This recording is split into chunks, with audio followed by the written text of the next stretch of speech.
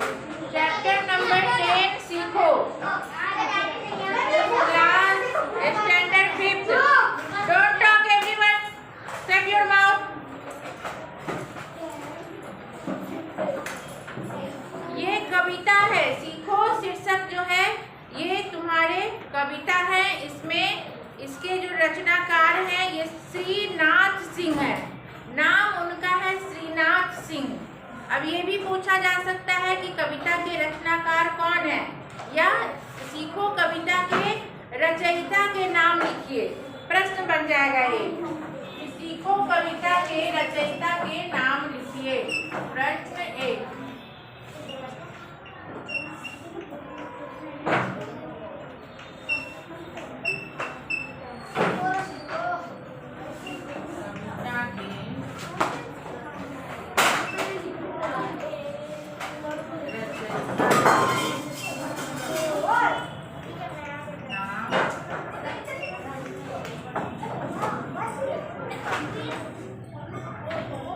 तो क्या लिखेंगे? सीखो कविता के रचयिता के नाम,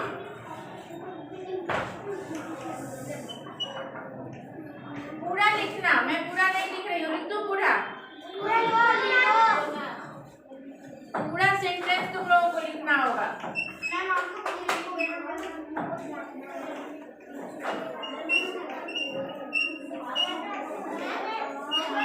कविता के देखो, रचयिता, रचनाकार, लेखक सब एक ही होते हैं। ये कविता के रचयिता हैं, कविता के रचनाकार हैं, जो उन्होंने बनाया है, बनाने वाले, इसीलिए रचयिता वर्ड है। अगर यहाँ रचनाकार वर्ड रहेगा तो घबरा मत जाना कि ये क्या है, मैं अपने तो रचयिता बताया था। रचनाकार इज सेम, ओके। रचयिता का मतलब रचनाकार, जो रचना करते हैं। रचना करना मतलब बनाना किसी भी चीज को। तो कविता बनाए हैं, कौन है? रचयिता श्रीनाथ।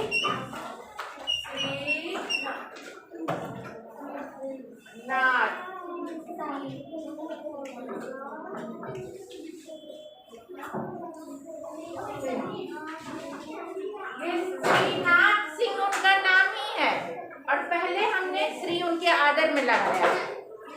जैसे मान लो कि सोहन पटेल किसी का नाम है पापा का, तो ये है वो नाम, श्रीनाथ सिंह, ये नाम ही है। और उनके सोहन पटेल के पहले हमने श्री आदर में लगाया, श्री। तो ये श्री उनके लिए है और ये श्री नाम में ही है।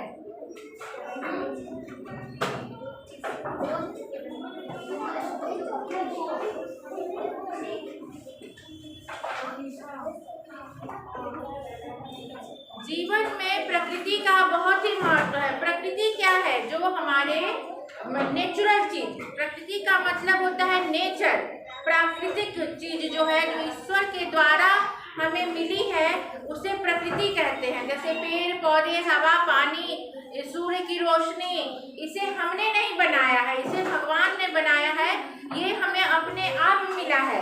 तो ये नेचर कहलाता है, प्रकृति कहलाता है, समझ रहे हो ना?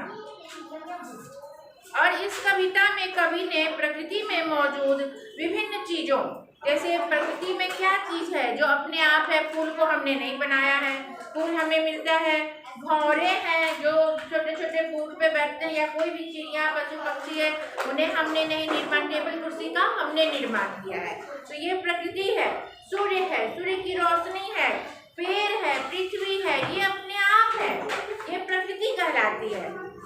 ये सब कुछ न कुछ सीख लेने की प्रेरणा देती है हमें, इन सभी से हमें कुछ न कुछ सीख मिलती है। सूर्य की रोशनी जो है हमेशा रोज उदित होती है, तो हम उससे क्या सीख मिलती है कि हमें भी बहाना नहीं करना है कि आज मैं बीमार हूँ, आज मेरा पैर दर्द है, आज मेरे हाथ में दर्द है, मैं स्कूल नहीं जाऊँगा या जाऊँगी। सूर्य की रोशनी से हमें सीख मिलती है कि जाड़ा, गर्मी, बरसात, कुछ भी हो जाए, वो उदित होते ही हैं। कभी कभी आपने देखा होगा फॉग में या बारिश में दिखाई नहीं देते हैं सूर्य, बट वो उदित नहीं होते हैं, ऐसी बात नहीं है, वो फॉग की वजह से नहीं दिखाई देते हैं। तो उनसे हमें क्या सीख मिली कि हमें हमेशा मेहनत करना है, हमें प्रयास करना है, हमें रुकना नहीं है। इसी तरह सभी चीजों से सीख मिली है, वही इस कविता में वर्णन किया गया है। देखो, फूलों से नित हंसना सीखो। जिनके पास बुक है, बुक में देखो, फूलों से नित हंसना सीखो। नित का मतलब है रोज। फूल जो खिलते हैं यानी कि वो मुस्कुरा रहे हैं, वो खिल गए हैं, उदित हो गए हैं, और मुरझा जाते हैं यानी कि वो मायूस हो जाते हैं। तो फूलों से नित का मतलब है हर रोज। आप हर रोज मुस्कुराते रहिए। आपकी जैसी भी परिस्थिति है, आप जो भले दुख में हैं, आपके यहाँ किसी की मृत्यु हो गई है, आज आपके मकान से पानी टपक रहे हैं, दरवाजा टूट गया है, कोई भी परेशानी हो, any problem if you have, always you keep smiling. आपको मुस्कुराते रहना है। उस परिस्थिति का डट के हमें सामना करना है। कैसे? जैसे कि फूल जो है बाग में खिला हुआ है, चाहे बारिश हो, चाहे धूप कड़ी हो, वो खिलता ही है ना। वो ऐसा नहीं होता ना कि आज मैं नहीं खिलूंगा, जाओ आज बारिश है, आज बहुत तेज धूप है, आज तो मैं खिलूंगा ही नहीं करता है ना।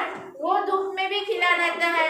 वो बाग में जाते हैं, बैठते हैं, तो वहाँ से हमें ये सीखना है, फूलों से हंसना सीखना है कि हमें हर परिस्थिति में मुस्कुराते हुए परिस्थिति का सामना करना है। भौरों से नित गाना।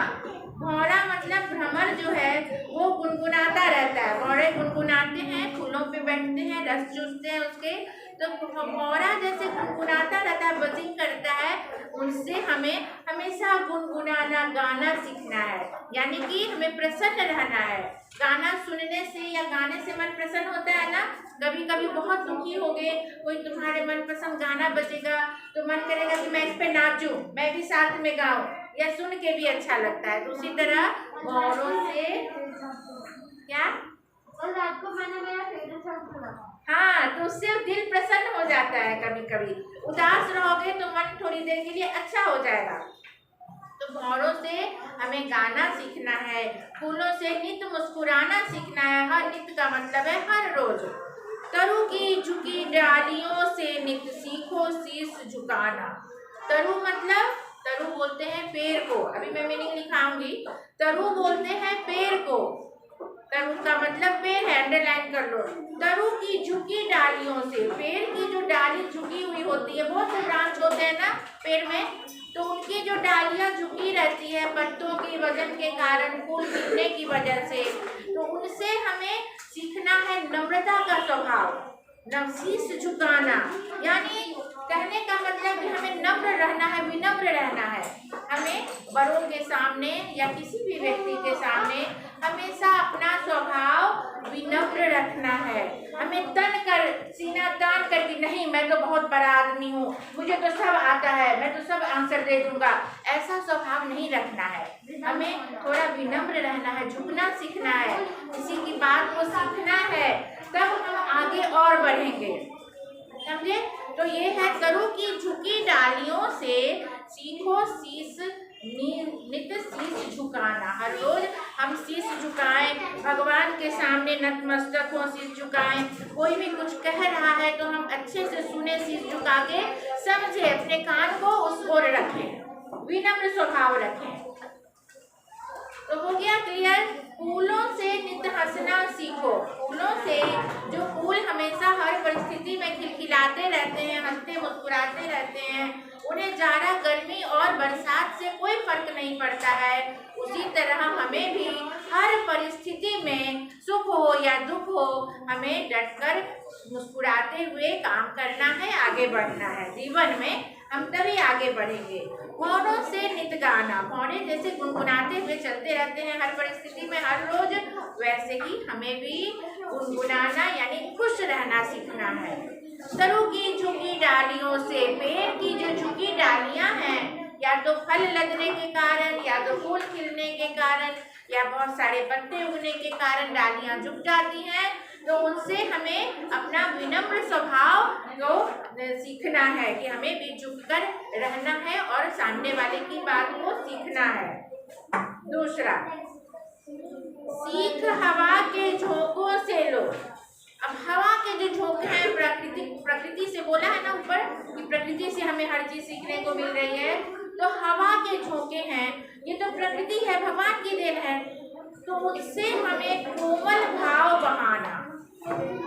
सीख हवा के झोंकों से लो, कोमल भाव बहाना। हवा कैसे मंद मंद बहती है, धीरे धीरे बहती है, कभी आनंद देती है, बहुत गर्मी लग रही है तो बहुत अच्छा लगता है हवा, और हवा के बगैर जीवन ही नहीं है। हवा है तभी तो हम लोग सांस ले पाते हैं, हमारा जीवन के लिए हवा बहुत ही महत्वपूर्ण चीज है। तो उनसे कोमल भाव सीखना है, जैसे वो मंद मंद कोमलता से बहता रहता है, वो हमें स्पर्श करता है तो हमें दिखाई नहीं देता है पर एहसास तो होता है ना। आज वो इज टॉकिंग, कीप क्वाइट। दूध तथा पानी से सीखो। दूध और पानी से भी हमें कुछ सीख मिलती है, मिलना और मिलाना। दूध में जब हम पानी डाल देते हैं तो वो जस्ट लाइक मिल्क ही बन जाता है, पता नहीं चलता है कि वो दूध है कि पानी है। जब दूध और पानी मिल गया तो हम उसे अलग कर सकते हैं? नहीं कर सकते हैं। पानी को कैसे अलग करेंगे? अगर हम कागज और इसको मिला दिए, एक टोकरी है, बहुत सारे रख दिए बुक्स, बहुत सारे रख दिए ये पेन पेंसिल, तो हम अलग कर सकते हैं। बट दूध और पानी को जो मिक्स कर देते हैं तो उसे अलग नहीं किया जा सकता है। क्या है बोलो, लेके आओ। तो दूध और पानी से हमें क्या सीख मिलती है कि हमें मित्रता का भाव रखना है, हमें ऐसे घुल मिल कर रहना है आपस में कि हमें कोई अलग ना कर सके, सभी भाईचारे, सभी में भाईचारा हो। अभी फ्रेंड तो इतने सारे हैं बट सभी दूध पानी जैसे नहीं होते हैं, सभी कोई होते हैं जो हर परिस्थिति में एक दूसरे का साथ देते हैं ना, फास्ट फ्रेंड कोई होता है। तो वैसी ही भावना सबों के साथ होनी चाहिए, हर व्यक्ति में मिलजुल कर रहने की भावना होनी चाहिए कि कुछ अलग हमें ना लगे। जब इनको जरूरत है तो आप हेल्प करोगे, जब इनको जरूरत है तो आप हेल्प करोगे, किसी भी परिस्थिति में। इसके पास पेन नहीं है तो मैंने दे दिया, कोई भेदभाव नहीं। तो इसी तरह दूध और पानी मिक्स हो जाता है तो उन्हें अलग नहीं किया जा सकता है, उनसे हमें मिलना और मिलाना, मिलजुल कर रहना सीखना है। थर्ड, सूरज की किरणों से सीखो। सूर्य की जो किरण है, गर्मी आती है, जगना और जगाना। सूर्य उदित होते ही, जैसे हम लोग सोए रहते हैं, मान लो तुम खिड़की के पास हो या नहीं भी खिड़की के पास है, जैसे ही सूर्य प्रकाश आता है नींद खुल जाती है, लगता है सवेरा हो गया, अरे धूप इतनी निकल गई, कितने बज गए, सब पूछते हैं ना, हाँ इतने देर तक सोए हुए हो। तो सूर्य की किरण से जगना और जगाना, वो हर दिन सेम टाइम पर वो उदित होते ही हैं। सूर्य भगवान का 6 बजे अगर यहाँ उदित होने का टाइम है तो 6 बजे हर रोज उदित होंगे, नहीं 7 बजे नहीं उदित होंगे, कहीं और का टाइम होगा 7 बजे। अगर यहाँ का मुझे एक्यूरेट पता नहीं है, जो भी टाइम है 6:30 है, तो हर रोज 6:30 में ही लगभग वो उदित होते हैं। वो तो अक्षांश और देशांतर के कारण थोड़ा टाइम चेंज होता है, बट लगभग। तो इनसे क्या सीखना है? जगना और जगाना, टाइम पे जग जाना है, टाइम पे एकदम अपने कामों में लग जाना है। जगना का मतलब 2 है यहाँ पे, एक तो नींद से जगना और दूसरा कि सजग हो जाना। जब हम सुबह सो के उठते हैं तो हमें एनर्जी रहती है, स्फूर्ति रहती है, दिन भर पढ़ लिख के घर जाओगे, खेलोगे, होमवर्क करोगे, खाते खाते रात को ढल जाते हैं, सो जाते हैं, है ना, थक जाते कि अब नींद आ रही है, थकान हो गई, सो के जब उठते हैं तो फिर फ्रेश होते हैं, फिर अपने अपने काम में लग जाते हैं। तो वैसे ही जगना और जगाना, एक तो नींद से जगना अर्थ है, दूसरा कि अपने कामों में लग जाना एकदम स्फूर्ति से, एकदम चेतना के साथ, नई चेतना के साथ। लता और पेड़ों से सीखो। लता मीन्स क्रीपर, जो लता जो आगे आगे बढ़ता है ऐसे पेड़, उसको लता बोलते हैं। लता और पेड़ों से सीखो। पेड़ तो जानते ही हो, बड़े बड़े जो वृक्ष होते हैं उनको पेड़ कहते हैं, छोटे को पौधा बोलते हैं, और जो ऐसे ऐसे चढ़ जाता है पतला सा उसको लता बोलते हैं। तो लता और पेड़ों से सीखो सबको गले लगाना। लता का क्या काम है? कोई पेड़ हो या कोई दीवार हो तो उसमें वो लिपट जाती है ना, लिपट लिपट के आगे बढ़ती है। कई लता तुमने देखा होगा, क्रीपर देखा है ना अपने आजू बाजू या बगीचा में, तो वो ऐसे लिपट लिपट के आगे चढ़ जाती है, या तो पेड़ पे, किसी और पेड़ पे, या तो आपके कुछ घर में कोई चीज है, कोई ऐसा पिलर है या लकड़ी लगा दो तो उस पे ऐसे लपेट के आगे बढ़ जाती है। तो उनसे हमें क्या सीखना है? सबको गले लगाना, मानो कि वो एक दूसरे को गले, यानी कि प्रेम भाव सीखना है। हमें वैर का भाव, किसी से दुश्मनी का भाव नहीं रखना है। मछली से सीखो स्वदेश के लिए तड़प कर मरना। मछली से सीखो। मछली का देश क्या है? पानी, तालाब, वही उसका जीवन है। मछली जल की रानी है, पढ़ा है ना बचपन में। तो वो तालाब में वही उसका जीवन है, वही उसका देश है, स्वदेश है। हम लोग का क्या है? भारतवर्ष स्वदेश है। हम लोग अमेरिका जाएंगे तो लगता है विदेश आ गए, दूसरी जगह आ गए, दूसरा कल्चर है, अलग पहनावा ओढ़ावा, पूजा पाठ सब कुछ अलग है, खाना पीना सब। तो हम अपने देश के लिए, देशभक्ति में हम लोग देश के लिए मरते हैं, जन गण मन गाते हैं, देश के लिए अच्छा करते हैं सैनिक लोग, है ना। तो उसी तरह मछली का देश वही पौंड है, तालाब या नदी है। तो वो क्या मर जाती है, जैसे उनको देश से निकालो, पानी से बाहर, पौंड से, तरफ तरफ कर मर जाती है ना। तो देश में डाल दो पानी में, फिर सही रहेगी। तो यहाँ मछली से हमें सीखना है स्वदेश के लिए तरफ कर मरना। सैनिक लोग क्या है? देश के लिए जान लगा देते हैं, गोली लग जाती है उन्हें दूसरे देशों के द्वारा, फिर भी वो घिसट घिसट के, अपने पिक्चर में, सीरियल में देखा होगा, वो गोली लगने के बावजूद बंदूक लेकर तड़पता रहता है, घिसकता रहता है ना, कि आखिरी दम तक मैं मार दूं अपने दुश्मनों को। और जब नहीं, लास्ट तक गोली चला के फिर वो प्राण त्यागता है, देखा है ना। तो वही स्वदेश के लिए तड़प कर मरना। आपको सीखना है मछली से कि हम अपने स्वदेश के लिए तन मन धन लगा दें और आखिरी दम तक अपने देश की रक्षा करें, देश के हित के लिए काम करें। ठीक है। पतझड़ के पेड़ों से सीखो दुख में धीरज धरना। पतझड़ में जो पेड़ से पत्ते गिर जाते हैं, पतझड़ के मौसम जब आता है तो पेड़ में देखोगे कि सारी पत्तियां गिर जाती है। उसके बाद पतझड़ के मौसम के बाद वसंत ऋतु आता है तो नए पत्ते लगते हैं। तो उनसे क्या सीखना है? पतझड़ की पत्तियों से धीरज रखना। अगर पेड़ हताश हो जाएगा कि मेरे तो पत्ते गिर गए, अब मैं नहीं रहूंगा, अब मैं नहीं रहूंगा, अब तो मैं भी गिर जाता हूँ, पेड़ नहीं गिरता है। पेड़ धीरज रखे रहता है कि फिर नए पत्ते आएंगे मेरे पास, गिर गए तो गिर गए, अब नए अगले मौसम में फिर नए पत्ते आएंगे। उसने धीरज रखा, उसने अपना प्राण नहीं त्यागा पेड़ ने। तो वहां से पेड़ से, पतझड़ के पेड़ों से क्या सीखना है? धैर्य धारण करना। आज हमें कोई तकलीफ है तो कल अच्छे दिन आएंगे, आज बुरे वक्त हैं तो कल अच्छे दिन आएंगे, इसलिए धैर्य धारण करना है। दुख में धीरज धरना। आज दुख आया है तो कल जरूर अच्छा दिन आएगा, सुख का दिन आएंगे। सुख और दुख जो है चलते रहते हैं, एक बार सुख एक बार दुख ऐसे आता ही रहता है। दीपक से सीखो जितना हो सके अंधेरा हरना। दीप का प्रकाश, अंधेरे में एक छोटा सा दीपक भी जला दो तो आंख लगता है खुल गई, सब कुछ दिखने लग गया। एकाएक लाइट चली गई तो लगता है कुछ नहीं दिख रहा है।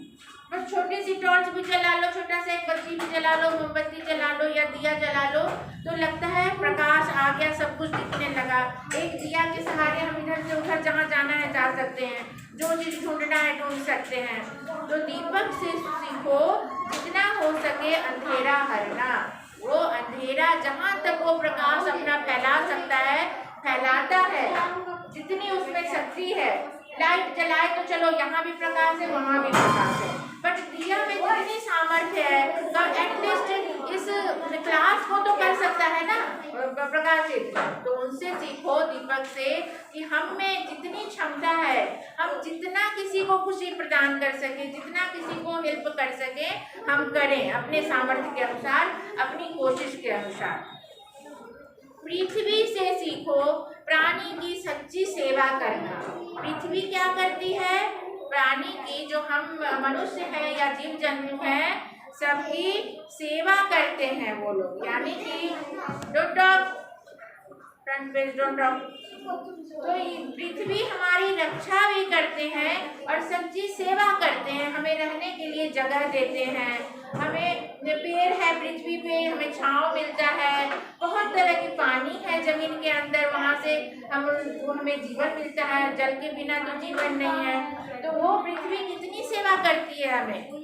लोग कहते हैं ना कि पृथ्वी की गोद में है हम लोग, पृथ्वी के सतह पे है ना, रहने को मिला, तो वो हमारी सेवा कर रही है। इसी तरह हमें जितना हो सके हमें दूसरों की सेवा करनी चाहिए, नेक काम करना चाहिए, दूसरों को भलाई करना चाहिए। जलधारा से सीखो आगे जीवन पथ में बढ़ना।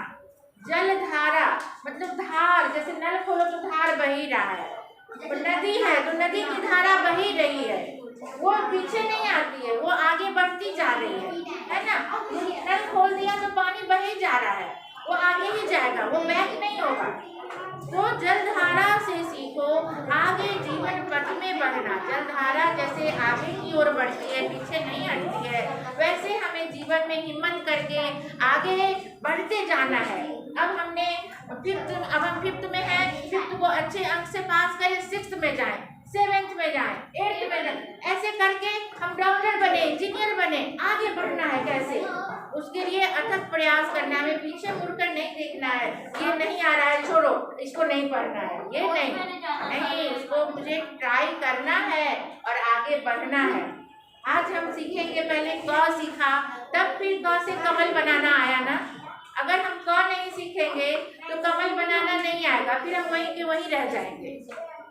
तो इसीलिए जल की धारा से जो निरंतर प्रवाहित होती रहती है, आगे बढ़ती रहती है, हमें सीखना है, आगे बढ़ते रहना है। फ्रंट पेज नहीं बात। और धुएं से सीखो हरदम ऊंचे ही पर चढ़ना। धुआं जो है कोई भी धुआं हो, वाष्प हो, स्टीम हमेशा ऊपर की ओर ही उड़ता है। बैठो वो आएगा सब।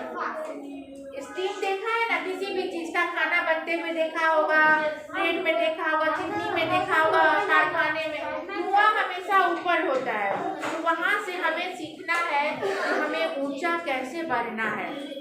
हमें आज हम ये बच्चे हैं, बच्चे से टीचर बनेंगे, टीचर से प्रिंसिपल बनेंगे, प्रिंसिपल से ट्राई करना है। भले लोग नहीं बनते हैं, पर इसी क्षेत्र में नहीं, किसी भी क्षेत्र में जो भी आपको करना है। आज हमने सीख लिया इसको जोड़ना, फिर जोड़ना पहले सीख लिया, फिर हम सीखेंगे कि इसको टेबल बनाना, फिर टेबल से अच्छा फर्नीचर बना लिए। जो जिस क्षेत्र में जाएगा, पढ़ाई में कर्व सीखा, फिर कमल सीखा, फिर वाक्य बनाना सीखा, फिर लेख लिखना सीख गए, फिर हम बड़ी बड़ी जो है अपना लिखने लग गए, बड़ा बड़ा बुक लिखने लग गए। तो हमें ऊंचाई पे कैसे बढ़ना है ये सीखना है धुआं से।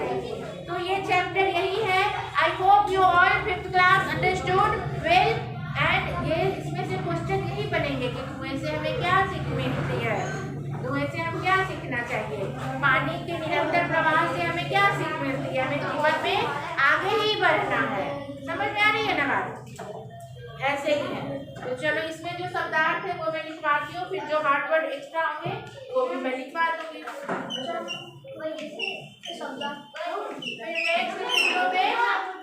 नेक्स्ट आ जाएगा क्वेश्चन आंसर।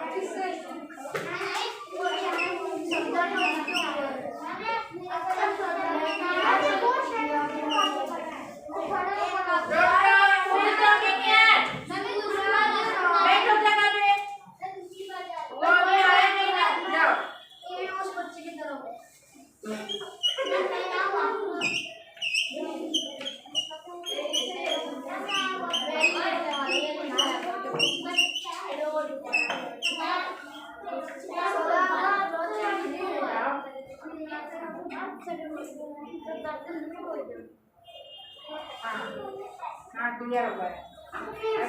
नहीं नोटबुक में लिख लो, जिसके पास बुक नहीं है उसके लिए लिखवा रही हूँ, और एक्स्ट्रा कोई वर्ड होंगे तो वो भी लिखवा दूँगी। इसमें से तुम याद कर सकती हो, रखो, नहीं तो याद में भी लिखना चाहिए। लिखने से क्या होता है ना बेटा, लिखने का स्पेलिंग का प्रैक्टिस हो जाता है, इसलिए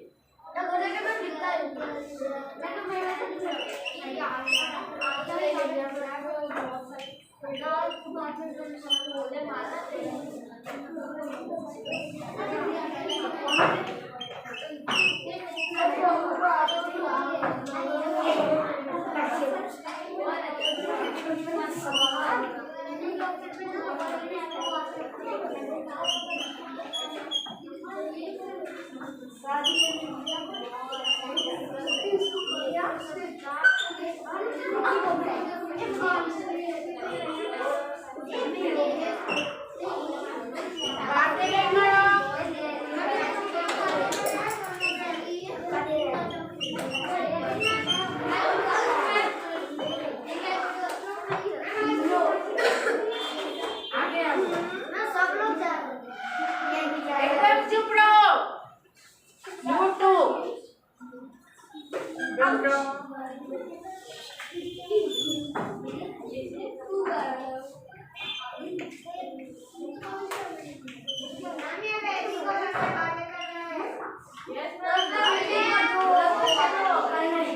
बात नहीं करो। कितनी बार बोल रही हूँ? कितनी बार बोल चुकी मैं? बात नहीं करो। तुम चुप रहो। मैं देखूंगी उसको पनिश। तुम बोलोगे तो तुम पनिशमेंट खाओ।